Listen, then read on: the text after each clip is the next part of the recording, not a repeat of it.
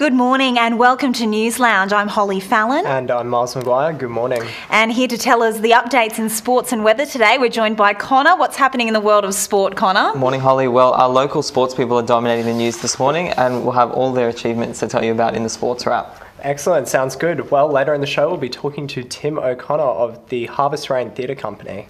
Very exciting interview. I'm really looking forward to that one. But firstly, we'll hear from Rebecca with news. How are you this morning, Beck? I'm great, thanks. Making news today, Wednesday the 20th of November 2012. Premier Campbell Newman and Resources Minister Martin Ferguson have denied claims Queensland is in selling out to Indian mine developers. Controversial radio personality Alan Jones told listeners on Monday the enormous Carmichael mine to be developed in Queensland's Galilee Basin was an example of putting short-term mining gains ahead of agricultural interests. Mr Jones says support of the plan is a betrayal of ordinary Australians. Passengers at Brisbane Airport beginning last night now need to undergo a full body scan in order to board a flight. After a successful trial in other capital cities and federal legislation passing in August, the technology is now mandatory alongside metal detectors. The Brisbane Airport Corporation says while providing a new level of security screening to identify a number of threats otherwise undetectable, privacy will be protected. Another schoolie has sadly died after drowning in a resort pool in Fiji following a night of partying with friends. 17-year-old Harrison Cadell is the second schoolie to lose his life this year after the death of Isabel Coleman, who fell to her death from an apartment tower this month. Police are neither confirming nor denying media reports that Mr Cadell was playing a hold your breath dare game before he died.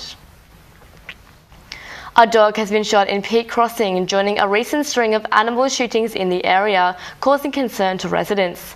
The family of Lexi the dog have offered a reward to help solve the puzzle as to why their dog has been shot. The police encourage anybody to come forward with any information.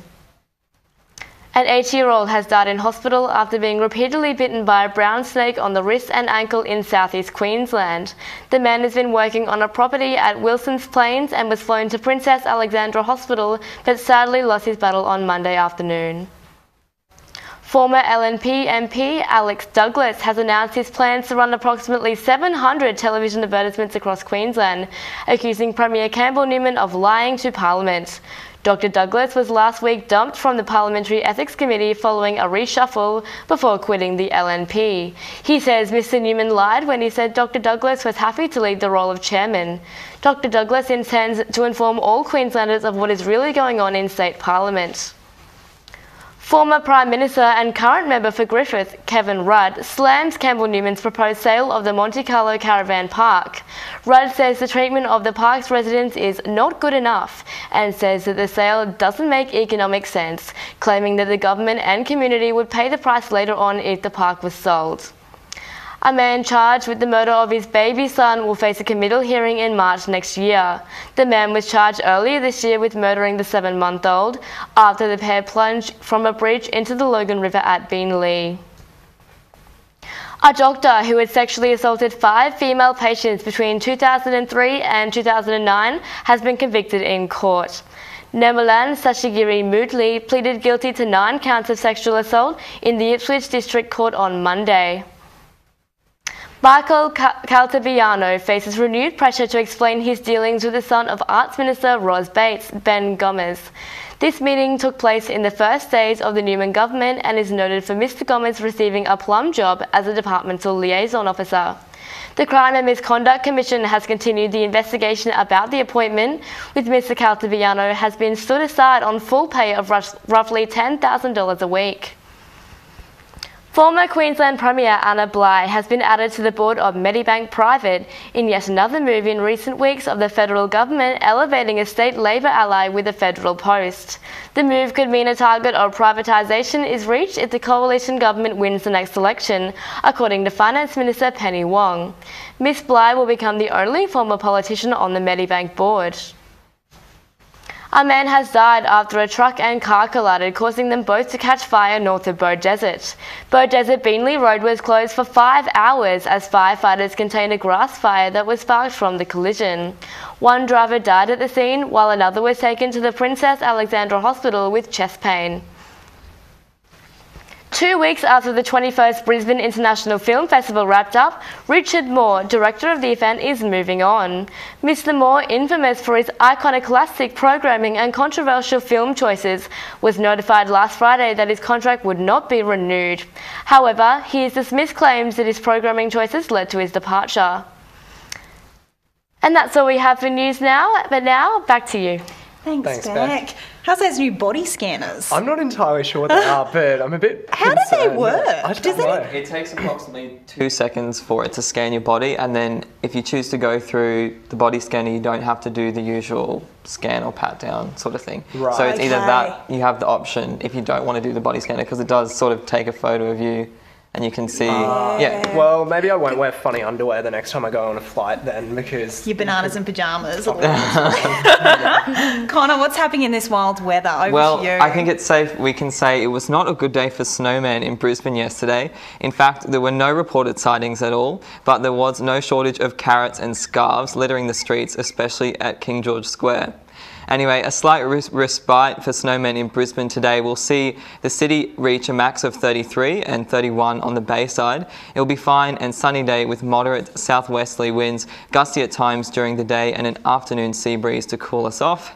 There will be, however, a very high fire danger across the southeast. The Gold Coast will be fine and sunny with moderate west to southwesterly winds and a top of 30. The Sunshine Coast will also experience a fine and sunny day, again mostly moderate winds and a top of 33 there.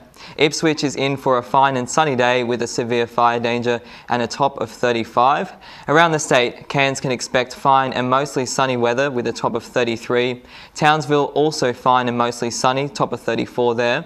A possible shower or storm for Mackay and a top of 34. Rockhampton fine and mostly sunny, top of 37 there. Mount Isa fine and sunny with a top of 39. And in our capital cities around the country, Sydney will be sunny and a top of 25. Melbourne a few showers and a top of 18.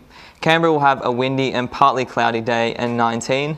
A few showers clearing in Hobart and a chilly 15. Sounds good to me. And Adelaide partly cloudy and 23 degrees. For Perth, morning storms and showers and a top of 29. And Darwin is in for an afternoon shower or storm and a top of 35. That's all for the weather, guys. But at least some states around the country are a bit cooler than good old Brisbane. Oh, but how hey, did you stay cool yesterday? It was a scorcher out there. I think I spent probably at least 3 hours in my car driving around, so I was relieved from that. So, Oh, wow. Aircon cranky. aircon, that's it. On full. We'd love to hear how you stay cool as well. Messages on Facebook or Twitter. Tell us the wildest way you kept cool yesterday, because I think we're expecting a bit more of this weather to come. Yeah, I think we'll have to be fairly inventive on how we're keeping cool. If anyone's checking their calendars at the moment, I did accidentally say that today was November, but to be sure, today is Wednesday, the 5th of December. Sorry about that, guys. I didn't even pick up on that. The year's just flying, I think. That's it. I can't believe it's already December, and I think it's like 3 weeks. The year's gone to so Christmas. quickly, no wonder we don't know what day it is. Nuts. Well, time to go to a break now. But when we return, we're joined by Tim Connor. He's the CEO of the Harvest Rain Theatre Company. Definitely don't go away for that one.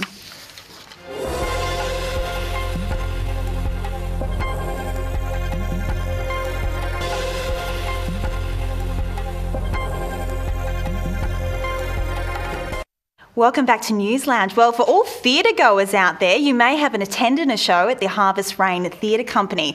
They're a Brisbane-based company producing high-quality and affordable productions all around Brisbane. That's right. Their current production is Bye Bye Birdie, which kicked off earlier this month, and in January next year they'll be hosting the Australian Musical Theatre Workshop, which will bring together some of Australia's most in-demand performers to teach valuable skills in singing, dancing and acting. To join us today, we've got Tim O'Connor. He's the CEO from the Harvest Rain Theatre Company, and he's been with the company since the age of 12. He worked his way all the way up to the top.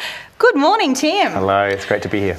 Now, you're in the midst of Bye Bye Birdie currently. Yeah. Please tell us about this fantastic performance. It's a really great show. It was written in the 50s, so it's kind of, we're bringing something back from the golden age of Broadway, really. It's a bit of a satire on Elvis, actually. It's all about the kind of the teenage craze that went around Elvis Presley. So Conrad Birdie is the key character there who represents Elvis Presley, and it's a very, very funny look at the rise of of teenagers in the 1950s.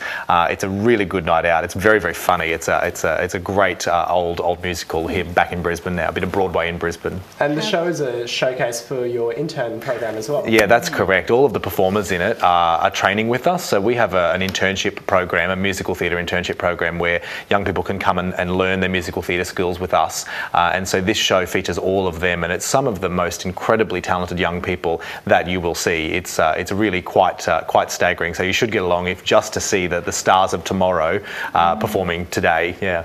And like we were saying before, there's not really a platform out there for aspiring actors, dancers, singers. I think, yes, certainly in Queensland, there's not a lot of opportunity for musical theatre performers to really elevate themselves onto a platform where they can launch into an actual career in musical theatre. Certainly when I was sort of coming up the ranks as a young person, there was really nothing in musical theatre. So as a company, we're really seeking to do something about that and give young people that chance to shine and potentially go on to actually having a career in musical theatre. It's a really exciting opportunity, I think. Yeah. Tim, how many productions do you usually do each year?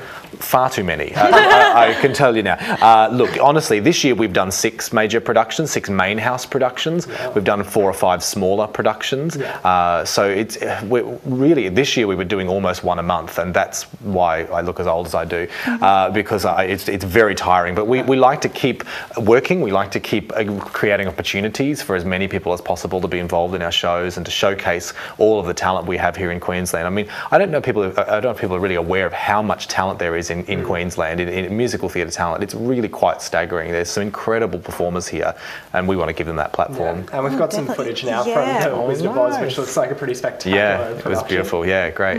Is it mainly, you were saying before, amateurs versus professionals? How do they intertwine, especially in one of the performances that we just saw there? Yeah, it's a really interesting mix. I mean, we as a company for a while now have been a pro-am company where we have professionals working with amateurs. So on a show like The Wizard of Oz, we had some professional performers working with in the lead roles with amateurs in the ensemble. It's a really great mix, and I think it's a great way for the up-and-comings to learn from people who've been around for years and done it for a long time. I know when we did Hairspray recently, we had Simon Gallagher in the show, and that was so wonderful for all of the up-and-comings to learn from someone who has so much experience like Simon. So that's really the model we have been working on for quite some time now. So, how do you get those big names involved with the company? It hasn't always been like that. I mean, we saw there, you've been with the company at the age of 12. Yeah, it's really grown. I think that, it's over time, I think we've really proven ourselves. I think we've proven the quality of what we do. I think, it's been a process over a long period of time. I know certainly when Simon signed on for Hairspray, it was actually Simon that contacted me and said, hey, you're doing Hairspray, I'd love to be involved. So it was a really nice sort of sign that we're obviously doing stuff that is saying to people, it's worth being involved in, it's worth putting a name to, and certainly now it's become a real thing. We have a lot of people saying, sort of lining up, a lot of big name people lining up to say, yeah, I'll do a show with you. So it's really wonderful. It's a really nice sort of payoff to the journey we've been on over the last 28 years as a company. So. And you've got some of those really big names coming in for the workshop next year. Yeah. Can you tell us a bit about? I can't even tell you. It's so exciting. I've been looking to do something like this for a very, very long time, to bring sort of the best of Australian talent to Brisbane to do a workshop. So we've got Marina Pryor and Lisa McCune. We've got Kelly Abbey and Jason Coleman. We've got Rhonda Birchmore, John Frost. The list just goes on and on and on. Coming for a 2-week workshop to do workshops with some of the most talented people from across Australia. We've had people coming from every state in Australia to this workshop. It's an exciting opportunity for people who really want to pursue musical theatre to learn from the best in the business. And the truth of it is, if you can have 5 minutes with Marina Pryor, you will learn a lifetime's worth of stuff. These people have so much experience, and it's so exciting to be able to have something like that going on in Brisbane. So I personally can't wait to hear what these people have to say. We're really excited. So that's the first time that a workshop like this has Absolutely, run? Yeah. It's the first time we've done anything like this, and really, to my mind, there's really nothing else like it in Australia that brings people of that level together in one place at one time. To have that many big names in one thing is really quite astounding. I was shocked when they all sort of said yes. It was such an exciting process as we started inviting them. They all signed on. I thought this is going to be something really worth going going to and really memorable. So it's going to be a very, very exciting time, and something we intend to repeat year after year, bringing those sort of people together. Yeah. And anyone can come along and participate in the workshop? Anyone can apply for it. As I said, we've had people apply, hundreds of people apply from all over the country. So you have to head to our website now to get your final applications in, because we really have reached the ceiling of what we can take for that workshop. But if you're not successful, look out for it in 2014, because we'll be back, I can tell you. Yeah. Definitely. I've definitely put my hand up for that. I put my hand up for it. Oh, definitely. I'd be there.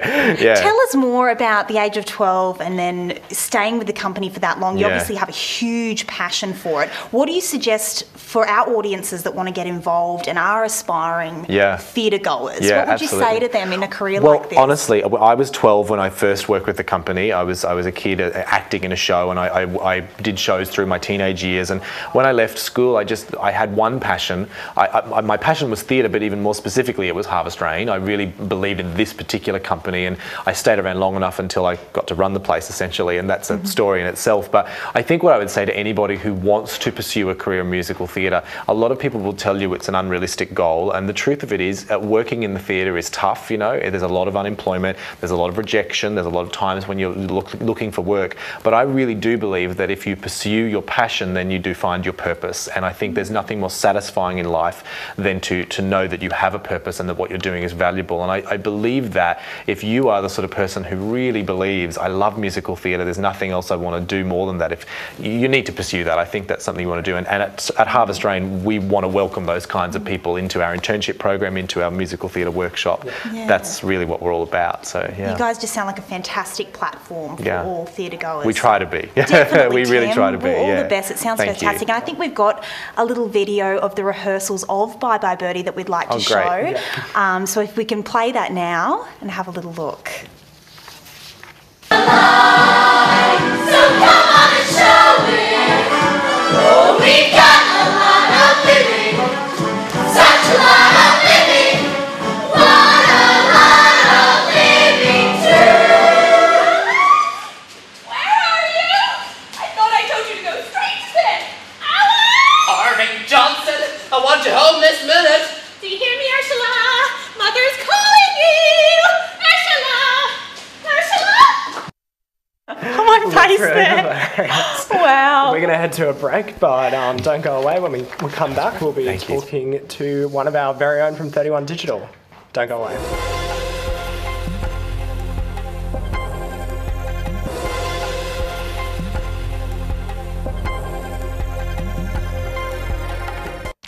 Welcome back to News Lounge. Well, if you've just joined us, you've read a very fantastic interview with Tim O'Connor. He's the CEO from Harvest Rain Theatre Company, and I'm certainly tapping my feet under this desk. It was absolutely fantastic. Yeah, it was. It looks like a really fantastic show.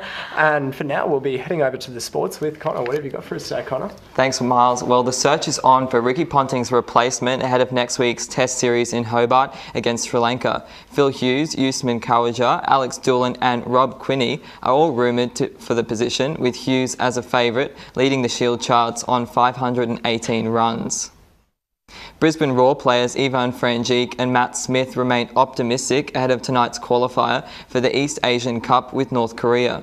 The Socceroos will have their work cut out for them, with Korea on fire, having beat Taiwan 6-1 and Guam 5-0. Paralympian and Petrie local Brendan Hall has already set his sights high for the years ahead after smashing his 2012 goals. This year alone, the 19-year-old swimmer has taken home 2 gold and 1 bronze medals, as well as a new world record for 4 minutes and 10 seconds in the 400-metre freestyle. Brendan plans to make the 4-minute mark by the Paralympic Games in Rio in 2014. A grass racing service could soon return to the Toowoomba Turf Club, replacing the current unpopular cushion service in an effort to save the club after a decline in turnover in recent years. With a number of owners choosing not to run their horses on the cushion service, betting is at an all-time low. The state government is pumping $110 million into the project through the Racing Industry Capital Development Scheme in a last-ditch effort to save the club.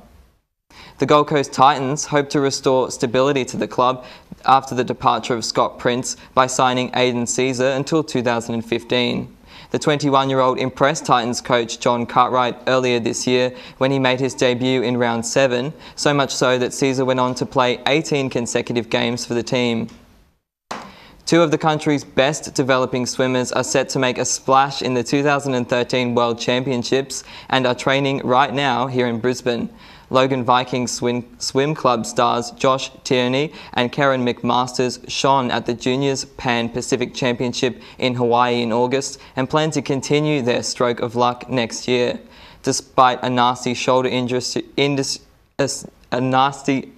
injury, Karen continues to push herself to the limits. The Brisbane Heat will search for Shane Watson's batting partner at an intra-squad practice game this morning ahead of Sunday's Big Bash clash with the Hobart Hurricanes at the Gabba on Sunday. Josh Hopes, Luke Pommersbach and Chris Hartley are all candidates.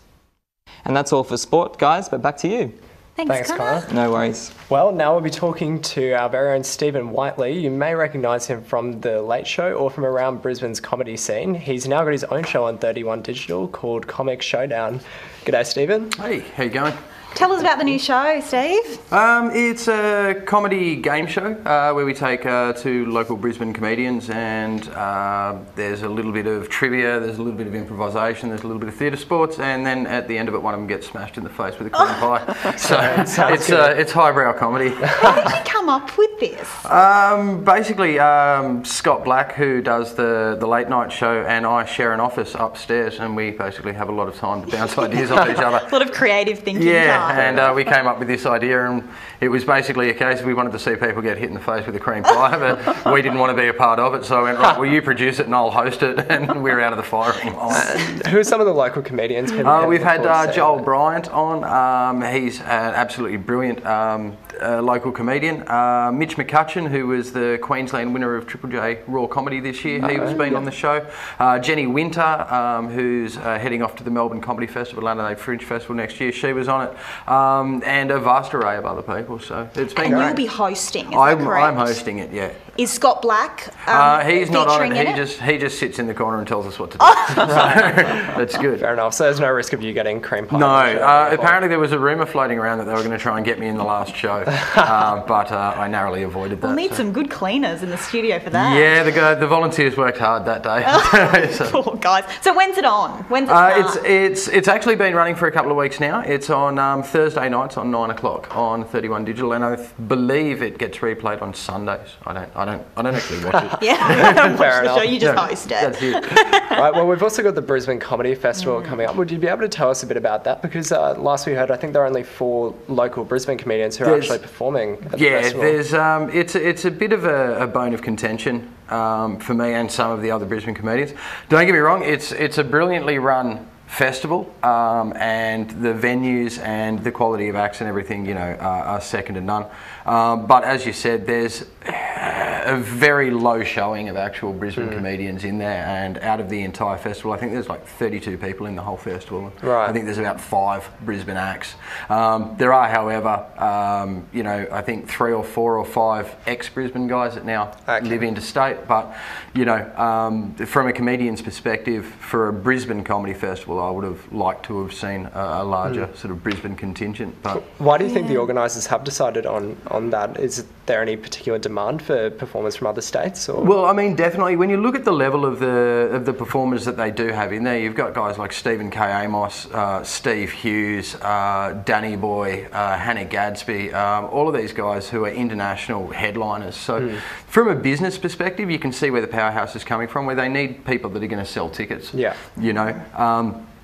From a comedian's perspective, what I would like to see and what we're actually suggesting doing at the moment is perhaps throwing open some venues around the fringes and letting the younger guys and the local guys have a go sort of under the same umbrella. So still have your headliners, but actually throw it open to the local guys and let them get a bit of exposure. Was there more local influence in previous years when the comedy festival's on, or is it just been this year? No, it's always been the same way. The festival was actually started years ago by Josh Thomas.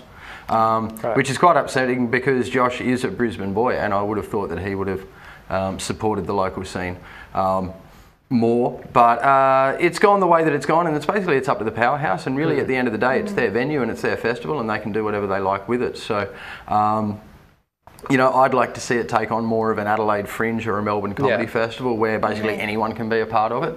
And you know, it's the thing about festivals, it's not about making money, it's not even really about exposure for yourself, it's about networking with other comedians and meeting the big name guys, watching the big name guys. And you know, sometimes things happen at big festivals. A few years ago at the Adelaide Fringe Festival, I got picked up by Mary Tobin, who's one of the country's major comedy producers.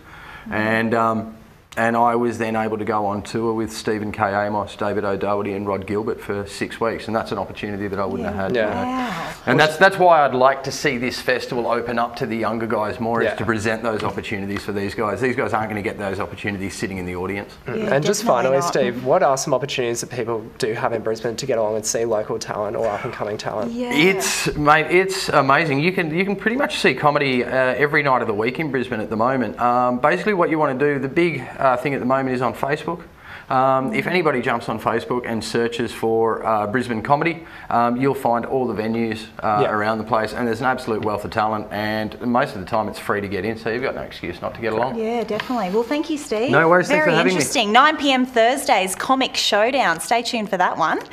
That's all we've got time for today, but we'll see you tomorrow on News Lounge. See you then.